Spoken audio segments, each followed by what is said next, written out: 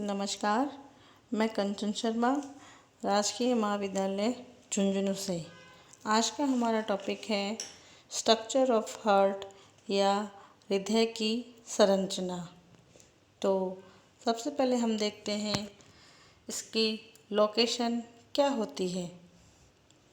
मनुष्य में हृदय दोनों फेफड़ों के बीच में पाए जाने वाले मिडस्टेनियल स्पेस में स्थित होता है। हमारा हृदय गहरे गुलाबी रंग का और बंद मुट्ठी के बराबर होता है। यह एक ट्रायंगुलर संरचना होती है जिसका नुकीला अग्र सिरा डायाफ्राम की ओर होता है। हमारे हृदय का अग्रभाग बाईं ओर झुका हुआ होता है, इसीलिए हमारा हृदय की धड़कन हमें कुछ बाईं ओर सुनाई देती है। हार्ट का ओरिजिन है वो मेसोडर्मिक लेयर से होता है। हृदय एक ट्रायंगुलर, कॉनिकल और मस्कुलर ऑर्गन होता है। हृदय के उद्गम या ओरिजिन के आधार पर जंतुओं में दो प्रकार के हृदय पाए जाते हैं। First neurogenic heart and second myogenic heart. Neurogenic heart में हृदय में या उसके समीप एक न्यूरॉन गैंग्लियन पाया जाता है जो हृदय में स्पंदन को प्रारंभ करता है। इस प्रकार का हृदय इनवर्टिब्रेट जंतुओं में जैसे ऑर्थोपोडा व एनेलिडा संघ के प्राणियों में पाया जाता है। Second myogenic heart. इस प्रकार के हृदय में एक या एक से अधिक मस्कुलर नर्व्स पाई जाती हैं जो कि हार्ट में बीटिंग को इनिशिएट करती है। मसल से स्पंदन की उत्पत्ति का कारण ऐसे हृदय को पेशीजनित हृदय कहते हैं, जैसे वर्टिब्रेट्स में। जैसा कि इसमें दिखाया गया है कि हमारा हृदय बंद मुट्ठी के आकार का होता है जिसका अग्रभाग डायाफ्राम की ओर होता है, इसे हम एपेक्स कहते हैं, और इसका पीछे का जो चौड़ा भाग होता है वो बेस कहलाता है। हृदय जिस कैविटी या गुहा में पाया जाता है उसे पेरिकार्डियल कैविटी कहते हैं तथा इसकी कैविटी में भरे हुए फ्लूइड को हम पेरिकार्डियल फ्लूइड कहते हैं। हृदय के चारों ओर पेरिकार्डियल मेम्ब्रेन पाई जाती है जो निम्न दो लेयर्स की बनी होती है। आउटर लेयर इसका पेरिकार्डियम या पैराइटल लेयर कहलाती है और इनर लेयर इसकी एपिकार्डियम या विसरल लेयर कहलाती है। पेरिकार्डियल मेम्ब्रेन व पेरिकार्डियल फ्लूइड हार्ट को नम बनाए रखते हैं। सेकंड, हृदय की एक्सटर्नल शॉक से इसकी सुरक्षा करते हैं। हृदय के स्पंदन के समय उसे दूसरे अंगों के घर्षण से भी बचाते हैं और स्पंदन के समय हृदय को फैलने में सहायता प्रदान करते हैं।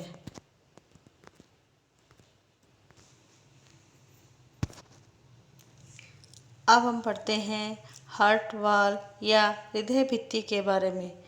हृदय भित्ति के लिए हम हृदय की आंतरिक संरचना का अध्ययन करते हैं तो हम देखते हैं कि हार्ट वाल जो होती है वो 3 लेयर्स की बनी हुई होती है। आउटर लेयर इसकी एपिकार्डियम कहलाती है, मिडिल लेयर मायोकार्डियम कहलाती है और इनर लेयर इसकी एंडोकार्डियम कहलाती है।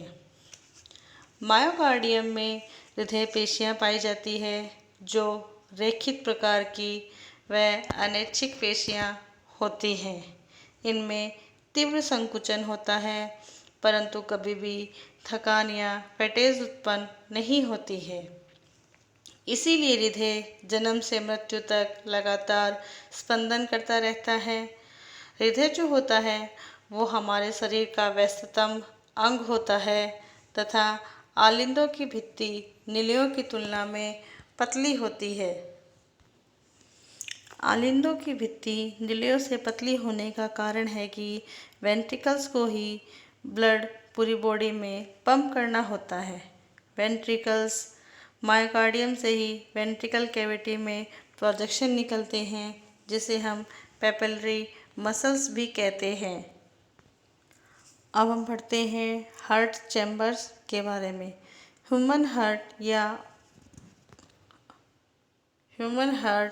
या ऑल मेमेलियन हार्ट्स और एवियन हार्ट्स यानी कि पक्षियों का हृदय भी 4 चैम्बर्स का बना हुआ होता है, जिनमें 2 आलिंद या ऑरिकल्स कहलाते हैं।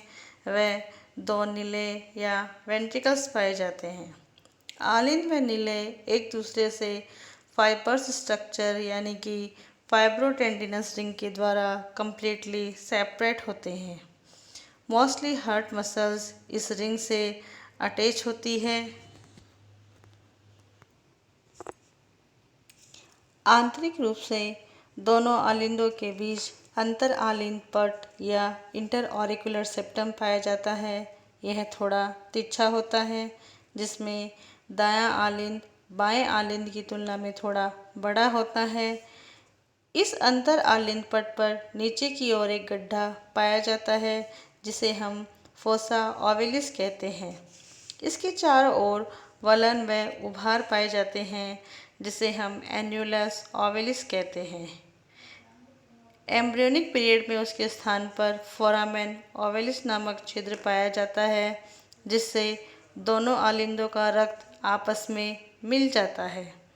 क्योंकि उस समय भ्रूण में फेफड़े क्रियाशील नहीं होते हैं, कभी कभी जन्म के बाद भी ये छिद्र बंद नहीं हो पाता है।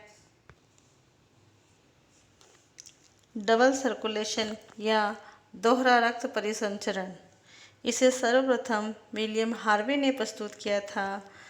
स्तनधारियों के हृदय में नीले का पूर्ण विभाजन हो जाने के कारण दाएं तथा बाएं भाग का पृथक पृथक रक्त मार्गों का कार्य करते हैं।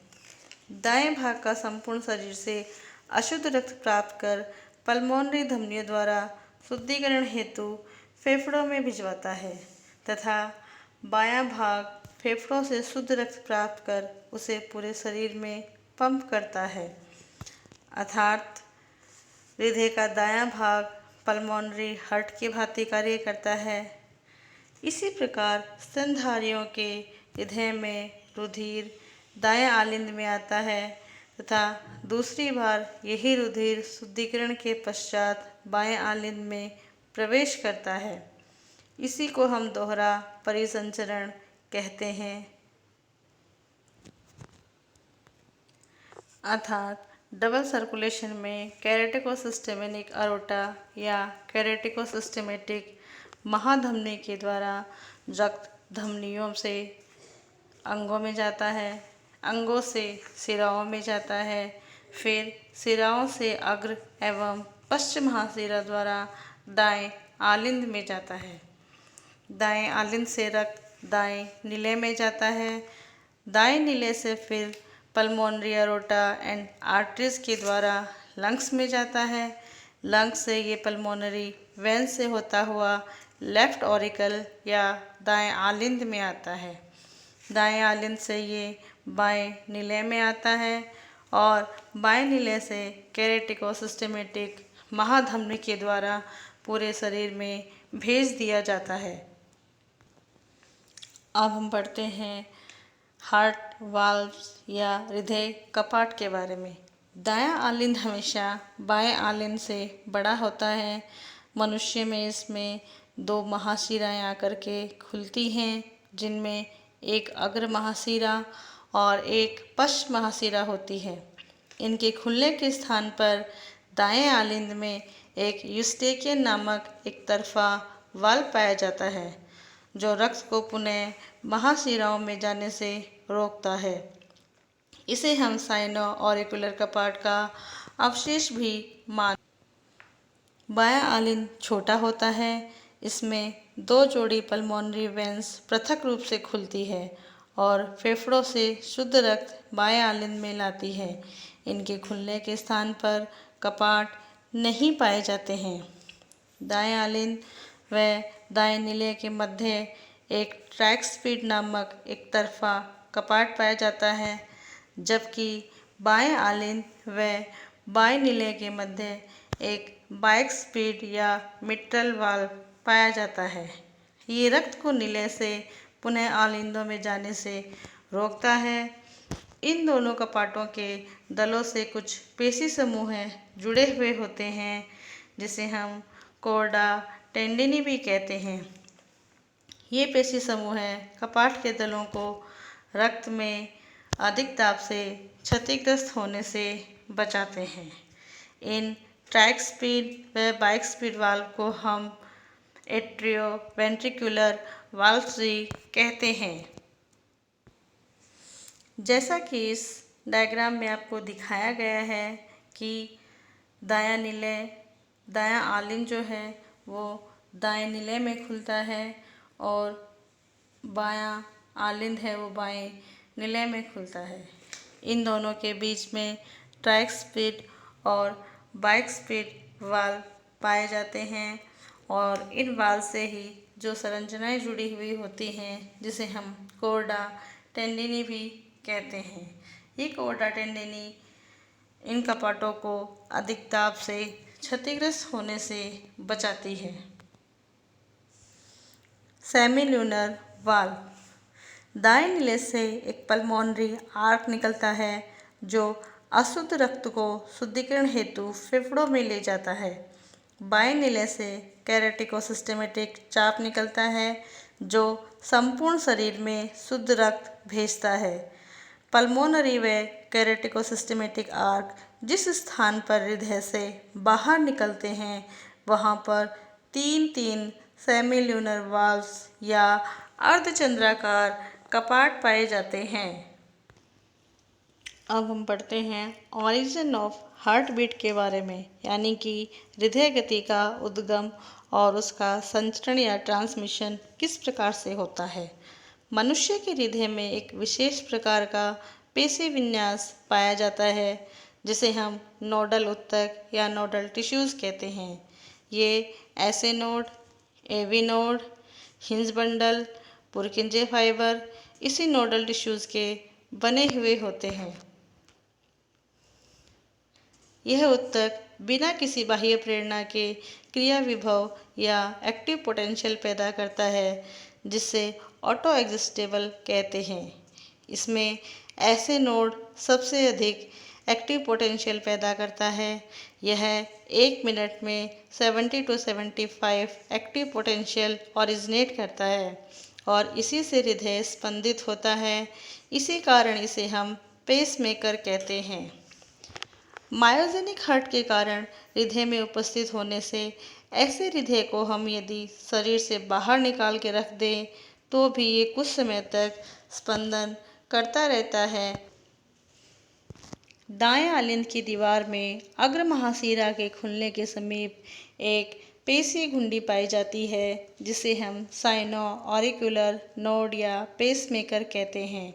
यहीं से हमारे हृदय में स्पंदन या हार्ट बीट उत्पन्न होती है।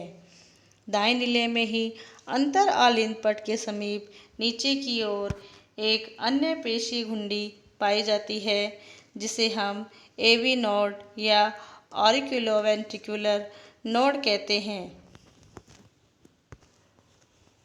एवी नोड से पेशी समूह निकलते हैं, जिसे हम बंडल ऑफ हिंज कहते हैं। ये अंतर आलिंद पट में वितरित होते हैं। ये निलयों की भित्ति में जाकर 2 भागों में विभक्त हो जाते हैं। इनसे अनेक सूक्ष्म तंतु निकलते हैं जो संपूर्ण निलयों की भित्ति में फैले हुए होते हैं। इन्हें हम पुरकिंजे फाइबर्स कहते हैं। अब हम देखते हैं इसकी क्रियाविधि कैसे होती है या इसका ट्रांसमिशन है वो कैसे होता है। सर्वप्रथम ऐसे नोड की विशिष्ट पेशी कोशिकाएं स्व उत्तेजन की क्षमता के कारण ध्रुवित होकर सक्रिय विभव उत्पन्न करती है।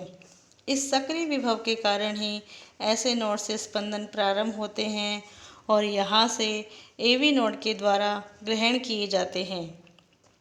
ऐसे नोड को संकुचन केंद्र अथवा गति निर्धारक भी कहा जाता है। ऐसे नोड से एवी नोड में स्पंदन आने में थोड़ा समय लगता है। इसीलिए आलिंद व निलय के संकुचन में क्षणिक अंतर होता है। एवी नोड से स्पंदन हिज के बंडल द्वारा पुरकिंजे फाइबर से होते हुए संपूर्ण निलय की दीवार में तीव्र गति से फैल जाते हैं, जिससे निलय संकुचित होते हैं और निलयों के संकुचन के समय आलिंद में स्थिलन या रिलैक्सेशन होता है और इसी प्रकार हार्ट बीटिंग या स्पंदन जो होता है वो क्रमिक रूप से निरंतर चलता रहता है। धन्यवाद।